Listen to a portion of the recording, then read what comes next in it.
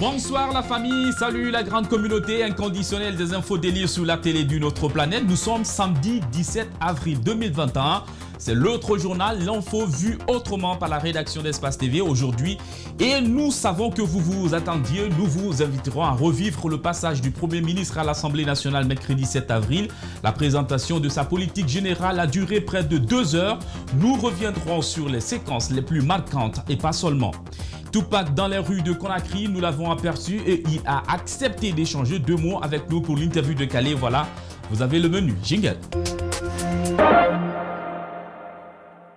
Mercredi 7 avril, l'Assemblée nationale a focalisé toutes les attentions. 4 mois après sa reconduction à la primature, Ibrahima Kassori Fofana, Premier ministre du premier mandat de la 4e République, a exposé devant les parlementaires la politique générale de son gouvernement. Un document de 33 pages. Après le calibrage, nous avons recensé un total de 10 105 mots. Waouh! Et ce qui a donné environ 1h50 de discours. Ne vous inquiétez pas, nous n'allons pas vous remettre l'intégralité du speech. Des extraits, oui. La politique d'électrification rurale permettra aux petites localités dont l'accordement au réseau national n'est pas encore envisagé d'accéder à l'électricité. Le gouvernement consentira d'importants investissements pour réaliser des projets d'énergie renouvelable en milieu rural. Cette politique contribuera à réduire notre dépendance des sources thermiques et à diversifier le mix énergétique en faveur des énergies propres, pour être ainsi en phase avec l'initiative africaine sur le réchauffement climatique et les énergies renouvelables pour lesquelles notre président a été désigné champion par ses pairs africains.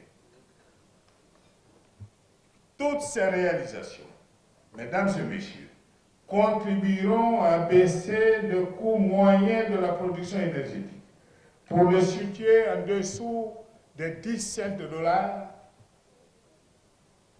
américains et favoriser ainsi à terme une rationalisation de la subvention au secteur de l'énergie et accélérer le mouvement vers l'équilibre financier de la Société nationale d'électricité de Guinée. Top, monsieur le ministre, hein? Vous avez déjà écoulé 1h55 de parole. Petite pause pour nettoyer le visage. Mesdames, Messieurs, je voudrais relever que la récompense est au bout de l'effort et de nombreux sacrifices qu'il faudrait parfois consentir. Vous vous souviendrez que lorsque le peuple britannique, assiégé par l'armée nazie, était en proie au découragement, le Premier ministre de l'époque,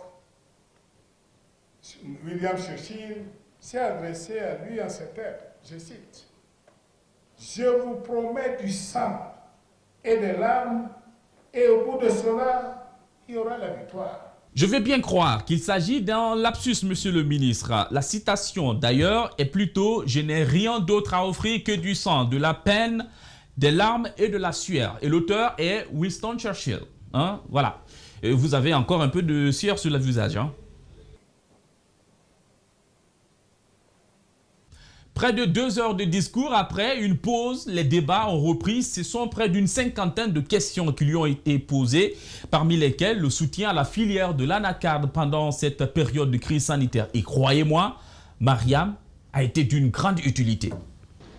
Au moment où nous prenions la décision de quoi l'anacarde des prix était tombé à 3 000 et quelques, contre, avant la crise, contre 10 ou 12 000 de kilogrammes. Mariam est là. Mariam, les chiffres sont bons, ce que je dis là. Elle était ministre de l'Agriculture. Nous avons travaillé là-dessus. Donc les prix étaient à 3 000 contre 10 000 avant la crise. Nous avons dit, on va travailler à mettre en place une subvention pour que ceux de nos compatriotes qui sont dans ce métier, qui ont du stock pour ne pas qu'ils perdent de 10 000, 12 000 à 3 000. On a mis ça, Mariam, à 6 000, c'est ça? Le prix d'équilibre est peut-être combien? 5 500. 6 500. Donc la réalité, on a évité d'acheter ou de faire acheter à 3 000 pour garantir un prix minimum de 6 500 et ça a coûté à l'État combien? 15 milliards. Plus de temps pour les autres questions. À l'issue des débats, nous avons approché l'un des députés les plus hardis, le député de Dixie. Nous l'avons interrogé. Bonsoir, Monsieur Sidibé. Bonsoir. Bien que vous ayez adopté la politique générale du Premier ministre, vous aviez des griefs que vous avez exprimés lors des débats. Ouais. Veuillez répondre à ma question. Bon, vraiment, je remercie d'abord notre grand président de l'Assemblée et je remercie tous les députés. On est là depuis à 10 heures. Moi, là où je n'étais pas d'accord, là où monsieur le Premier ministre a dit que la Guinée ça va coûter cher. Qu'est-ce qui va coûter cher? Il a dit les conteneurs, le transport de conteneurs a augmenté à 3 500 $, à 15 000 $. Je suis d'accord. Mais le manger qu'on mange ici, les 80%, ça ne vient pas dans le conteneur. Oui, là, je suis entièrement d'accord avec vous et c'est là où vous vous êtes fait entendre. C'est là-bas que j'ai réagi. Nous vous écoutons. Le conco ne vient pas dans le conteneur. Hein? Le kobo ne vient pas dans le conteneur. Hein? Le bonté ne vient pas dans le conteneur. On a beaucoup de choses qui ne viennent pas dans le conteneur. On travaille ça chez nous ici. Pourquoi ne met pas un politique interne en place pour que le Guinéen puisse vivre bien? Et on paie, on a tout chez nous. Donc il faut que monsieur le Premier ministre arrive à comprendre. Il nous a dit que la Guinée va dépasser Côte d'Ivoire dans 2 ans. Il faut qu'il prenne sur ce chemin. Oui, il a vraiment dit ça? Donc d'après vous, ce qui a été dit n'a pas été fait? Ce qui a été dit, ce n'est pas ce qui se passe. Et pourquoi selon vous? Parce que le politique intérieur, il ne joue pas le politique. Il faut voir, aucun ministre ne va aller voir les villageois pour les encourager. Vous êtes sûr de ce que vous dites? Aucun ministre. Tu verras aucun ministre faire l'agriculture. C'est les pauvres personnes qui font l'agriculture. Et il faut voir, il y a les villes, la Libéria, Sierra Leone, Côte d'Ivoire, c'est la Guinée qui les nourrit. Parce qu'on n'a pas de route. On n'encourage pas les paysans. Hein? Aucun ministre, tout le monde est assis dans le capital, manger, coucher. Hein? Et ça ne peut pas marcher comme ça. Dès que tu prends le politique intérieur de ton pays, Kagame, il a envoyé 6 000 jeunes. 6 000 jeunes? 6 000 jeunes à la formation. Où? Comment dirais-je ça? Gontedougou? Comment le pays là s'appelle? Konkoidougou? Israël. Ikat? Aïwa. Il a envoyé 6 000 jeunes à Israël pour aller uniquement former pour l'agriculture. Ils sont venus. Aujourd'hui, le Rwanda a l'autosuffisance alimentaire. Cameroun, la même chose. Côte d'Ivoire, la même chose. Pourquoi pas la Guinée? On a complètement abandonné l'agriculture. Tout le monde est basé sur la mine. C'est ça qui nous fatigue. Mine, l'argent va rentrer, mais c'est pour faire les travaux. Mais l'agriculture, tout le monde va manger très bien. Et le pêche et l'élevage. Vous avez raison sur toute la ligne, Wallah. Regarde, un casier de volaille aujourd'hui, c'est 45 000 francs. Hein? Quelque chose qu'on fait, c'est nous ici. Ça ne vient pas dans le conteneur. On doit encourager les gens qui font ça pour qu'on puisse avoir moins cher dans le marché. La viande, 1 kilo à 60 000 francs. Est-ce qu'on envoie le bœuf dans le conteneur? On n'envoie pas le bœuf dans le conteneur. Il suffit que tu encourages, tu mets une politique en place pour que nos bœufs puissent se reproduire beaucoup, pour qu'on puisse avoir le bœuf qui sont plus gros, qui peut te faire 1 tonne 500.